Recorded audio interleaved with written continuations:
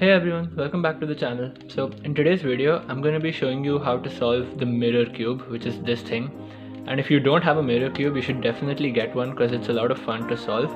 And it's really not that hard or as hard as you may think it is. So let's get right into it.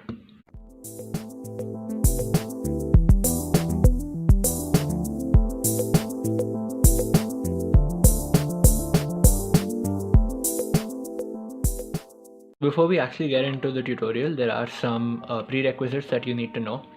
So the main idea is to really understand how this puzzle works. It is just a 3x3 at the end of the day, if you think about it.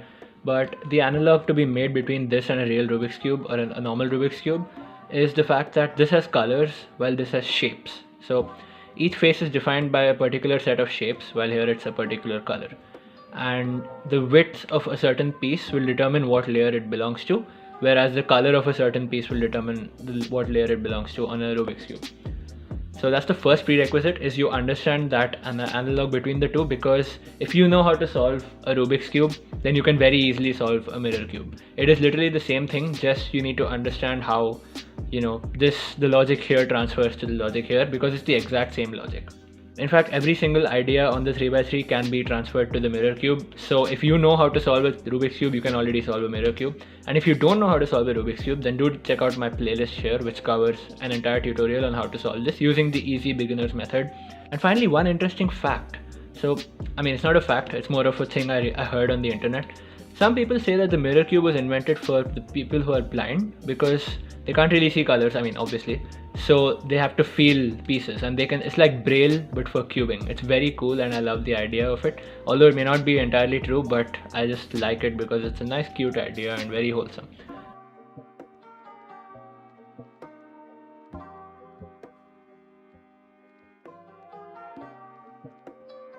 Now the first step in solving the mirror cube is picking your cross side. So on the 3x3 you would pick a cross color, probably white if you're like me and a noob. But in general we start with white as beginners. So on the mirror cube you have, pieces with you have layers with varying widths. So in this case I would recommend you pick a layer that has either the thinnest width or the fattest width, and by width I mean the width of the pieces. So for example, I have my logo on the side with the thinnest width, which is like a life hack. You can just put your logo there, and this is thinnest because look at this layer, right? The pieces of this layer are extremely thin, whereas the other layer, so this is a little wider, this is the thickest. Obviously opposite to the thinnest layer we have the thickest layer, and then this is an intermediate, and so are these two layers. So all are intermediate layers, but this is the thinnest and this is the widest. So I started the thinnest because it's easier to recognize smaller pieces, and that is how you pick your cross side. So let's actually scramble the cube now. So as you can see, the cube is now entirely scrambled, and we want to find our cross face, and we do that by looking for the thinnest face. So obviously let's start by looking at the pieces in the center of each face. There are still faces, guys, even though this seems so confusing. There's still faces, like the center pieces do not move because it is essentially a 3x3. So if you look at this piece, you see the width, okay, it's that much, fine. So this is not the thinnest side. This piece is even more wide, so it can't be the thinnest side. This is probably the fattest, so it's not the thinnest side. This is an intermediate side, which can be confusing, but it's still not the thinnest in comparison to this. Of course, this is also slightly thicker. But this side, if you see, this side has got extremely thin pieces. And even if these pieces aren't solved, like for example, you just have something like this, you notice how low that center is. That means that this is the thinnest side. So you can now solve your cross using this as a reference. So this is like white. So now the way you solve your cross is exactly the same as you would on a Rubik's Cube. So first you need to locate your 4 cross pieces, and those are the thinnest pieces because this is the thinnest layer. So that's this piece is pretty thin. This is pretty thin. This is hard behind the camera. This is pretty thin, and this is pretty thin. So we have our 4 cross pieces. That's this, and this. So you can just solve them using your eyesight. So like this piece, we try to align it with adjacent pieces, and you can sort of see the logic behind this. It's basically in the 3x3 you try to solve the adjacent color to the cross side. Here you're trying to match the width of the piece to the adjacent center. It's the exact same logic. So here, for example, this piece perfectly matches the width of both. So all you have to do is first identify where the thinnest pieces are, and then start putting them into slots. And it takes time to get used to what goes where, but over time you will understand. Like for example, I just inserted this cross edge here. It does not belong here because you can see how it's jutting out there. So it belongs on the other side. So I will in fact put it there. And finally the last cross piece is right here. So just like that, we've done the cross, and you can tell that by looking at how it aligns with the centers. In fact, you can feel it. You can literally feel that they've been aligned, and that finishes our cross. So the next step is to solve all our corner pieces of the first layer. So again, all you have to do is look for the thinnest corner pieces. This is why the thin layer is the best one to start your solve on, because you can just locate these pieces really easily. I already have a solved corner here, which is very convenient. The other corners are, this is pretty thin, this is pretty thin, and this is pretty thin. So you just have to find the thin pieces. If you feel like I'm going too fast, go ahead and try it yourself. Pause the video here and give it a shot yourself. It's really not that hard. And all you have to do is, okay, I do have a free pair here, but let's not go there. Let's stick with the beginner's method. This thin corner needs to go in one of these 3 slots. Just look at the shapes of the slots, right? This looks like, okay, it's like a rectangular-ish shape. This is a very wide rectangular shape right here between these two. But this one is like a thin rectangle, and so is this piece. So just try inserting it the way you would on a 3x3. So in this case, it's like that. And see, it just solves, because it's the only piece that will actually fit between the two. And if the orientation is any different, for example, if it's like this, you can just insert it and keep trying. So exactly how you would on a 3x3, you can keep trying to insert it in different ways, the same exact moves, and eventually it will come, and you will understand the logic with a few solves of practice. Then I see this piece. This is like a wide rectangle, but not this wide, so it has to be in this slot between these 2 pieces and not these 2 pieces. So I just go here and I insert it. And finally, the last rectangular piece is the widest rectangle, and it's the thinnest, so it's this piece. And I don't know how this will go in, but again, see, even I'm not that proficient at it yet. So what I do, oh my god, my cube is horrible. So what I do is I just hit and trial. So you will eventually get it there because the orientation keeps switching. And just like that, you're already done with 1 layer. Now onto the second layer. So if you know how to solve a Rubik's Cube, you know the second layer just has 4 edge pieces to be solved because the centers are all fixed. And here, all you have to do, since these are pieces of intermediate width, they're not thin or thick, you have to really find, so for example, let's look at this piece, right? The thickest pieces you know belong to the last layer, right? So let's look at this piece, it's sort of intermediate. You try to find these kind of pieces and align them to the centers just as you would on a 3x3 and see where it aligns. Here it aligns right here. And look at whether it goes to the left or right using the width of the slot in between the centers. So it's the same logic as your first few pieces, and it's the same idea as the 3x3 where you look at the colors of the adjacent centers. Here you're looking at the thickness and the distance between them. In this case, this is aligned with this center, and I noticed that to the left it has a very wide gap. Like look at the size of this gap, whereas the size of this gap is a lot lesser. So I'm pretty sure this will go to the right, and I will solve it exactly how I do on a 3x3. In fact, you can see a pair has been made when they are level, and then you insert it. Just like that, we're building a second layer. Hooray, let's go, let's keep going. So next up we have this piece. This is a thin piece. I mean, well, it's not a thin piece, it's an intermediate piece, but I see that it aligns with this center, and this is already solved, so it must be here. So I just do the same exact thing. It's going to the right, so I use this algorithm. Again, if you don't know how to solve the Rubik's Cube, you should check out the tutorial that I have. I'll also link it in the description so you can check it out. Now onto the third part, the third piece. Let's see here, what do we have? We have this edge lining up. So one more thing guys, if you don't know which side it's going to go to, you can just try moving it like this. For example, here I got lucky, right? It goes right in. Don't just put it here, like that just completely disturbs everything. But you can test. So like if you go here, you'll see that it doesn't match up. It's like slightly jutting out. But to this side, it's matching up perfectly, which means this piece goes right here. So this is going to the left, I move it away and I insert it. 3 edges done, last one to go. And let's see, this one is aligning. Let's see if it's the right one. And yeah, it is the right one. So you may have other pieces aligned. For example, this piece has aligned with this center, but if you put it here, you'll notice it juts out a little bit right there. So it can't be the right piece. So it was this piece, and this piece is going to the left. Same exact thing, you put it in the left. Just like that, we're done with 2 layers on the mirror cube. Hooray!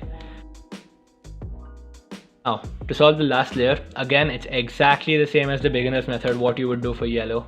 And in this case, orienting and permuting are the same steps, but different sort of applications. Because here, orienting the pieces of the last layer means getting them all on the same level. If you think about it, when a face is solved, all the pieces are on the same level. That's what makes the mirror cube a cube at the end of its solid, at its solid state. But that is exactly what you have on a Rubik's cube. All the pieces being the same color is analogous to all the pieces being the same level. And that's what orientation is. So first thing you do is you look at the center and you see what pieces line up perfectly. For example, just feel around, right? You can feel them. This piece, and this piece line up perfectly. Which means if I had to translate it to a 3x3, I have something like this. Let me just adjust the brightness. Oh yeah, it's a bit better. So I have something like this where these three pieces are oriented just the same way these are. They're aligned, right, with the same level. So exactly how you would solve this case, which is F, R, U, R prime, U prime, F prime, you would solve this case. F, R, U, R prime, U prime, F prime. And just like that, you have a yellow cross. Or in this case, it is a cross but not yellow. So if you want me to set it up here, it would be something like that. It's like a cross. And here we have a cross. Now the thing is, here we have some pieces that, again, we've oriented the edges using the exact same logic, and it's pretty straightforward so far. Also, if you get the other case, like if you get this case, the inverted L, then you just do F, U, R, U prime, R prime, F prime, and that also works on the mirror cube. Let me just show you. So here we have these three pieces in line at the same exact height. So you can just do F, U, R, U prime, R prime, F prime, and that solves the cross. It's pretty simple. And the same thing for a dot case as well. How do I set up a dot case? Yeah, so this is a dot case. You can just do F. So dot case on this would mean none of the pieces, none of the edges are on the same level. So we are doing the orienting edges step and none of them are on the same level. That's how you know that it's a dot case. So here, yeah, we've done the cross. Now this corner is at the same level, which means it is oriented. This corner is at the same level, which means it is oriented. These two corners, however, are not on the same level. And the way we solve them is again exactly the same as a 3x3 with the beginner's method. So in the case of the 3x3, for example, if you had something like this as an OL, well, let me try setting up the same case. So if you had this as an OLL on the beginner's method, you would do, well, you would just orient this corner, then orient this corner. So R prime, D prime, R, D until this corner orients. It oriented, then you get the other slot over and keep doing R prime, D prime, R, D till it solves. That's it. That's orienting the corners. On this is the same thing. This corner is not oriented and this corner is not oriented. So first just identify what corners are not oriented and go for it. R prime, D prime, R, D. R prime, D prime, R, D. It's still not oriented. We keep going. R, D, R prime, D prime, R, D. Oh, okay. Now it's at the same level. That's very good. Get the other corner over. This is not oriented. R prime, D prime, R, D, R prime, D prime, R, D. And just like that, you haven't disturbed the two layers and we've oriented the top layer. Hooray. See, and the way you feel this is you just pet your mirror cube like it's a cute dog or cat and you see, okay, all the pieces are on the same height. Hooray. We're done with orientation. OLL is done. Now we have PLL, and to permute the last layer, again, it's the exact same thing as a 3x3. You permute the edges, you permute the corners and then you permute the edges. So the way you do that is, for example, on this 3x3, let me just set up something that is not a, what do I set up? So for example, you have this case on a 3x3, which is an R perm. Well, you don't need to know that. These are headlights, and you look for headlights, put them at the back and do a particular algorithm, which I have explained in my tutorial. So it's the same thing here. You look for pieces like headlights, essentially. And in this case, well, the funny thing is I know that this is a Y perm because of the fact that a permuted piece is essentially a solved piece, which means it will be aligned with every single part of the cube. And these pieces, these two and these three, these two and these two are solved, which means this and these three are unsolved. And so that's a Y perm. And if you want me to set that up, that would look something like this on the 3x3, where this corner and this corner need to swap and these two edges need to swap. However, you don't have to know full PLL, that's all good. And let's just see what we have, right? So on a 3x3, if you get something like a Y perm, you don't have headlights on any side. So you just do the algorithm, which is R prime, F, R prime, B2, R, F prime, R prime, B2, R2. Or if you prefer, you could just rotate like this and do R prime, U, R prime, D2, R, U prime, R prime, D2, R2. And that gives you headlights. So let's try that here, right? R prime, F, R prime, B2, R, F prime, R prime, B2, R2. Ooh, look at that. So we have headlights here now, which is exactly the same as this. Again, you put the headlights at the back and do the same algorithm. So on the 3x3, it's R prime, F, R prime, B2, R, F prime, R prime, B2, R2. That's solved. See, if you notice now the corners are permuted here. We'll do the same thing here. Prime F R prime B2 R F prime R prime B2 R2. And let's see. So we have this block. Let's just try to find where it aligns. It aligns here. All the corners are permuted, guys. We have all the corners solved. All that's left is the edges, and you need to notice what cycle it is, just like the 3x3. So now we're permuting the edges, and to determine the cycle, you need to know the direction in which the unsolved edges are going. And again, it's the exact same as the 3x3. For example, here you put the solved face at the back. So here, this is the solved face, it's going at the back, and you permute the remaining edges. So blue goes here, green goes here, and red comes here. So in this case, the algorithm we do is F2 U. We do U because the blue was going to the left, so U is towards the left. L R prime F2 L prime R U. Again, it's a U and then F2. So it's just F2, the direction, bring both the layers down, F2, bring both the layers up, the same direction, and F2. So on the mirror cube, we notice this is a very wide piece, and this is the widest slot we have. So this piece is coming here, this piece is going here, and this is the smallest piece, this is the smallest slot we have. So this is going this way, and this edge is going that way. So it's again to the left, so easy. F2 U L R prime F2 L prime R U F2. Just like that, the mirror cube is solved. I think you may now realize how easy it is to solve the mirror cube if you know how to solve the Rubik's cube. Again, I really cannot make this more clear. You need to know how to solve the Rubik's cube to solve a mirror cube.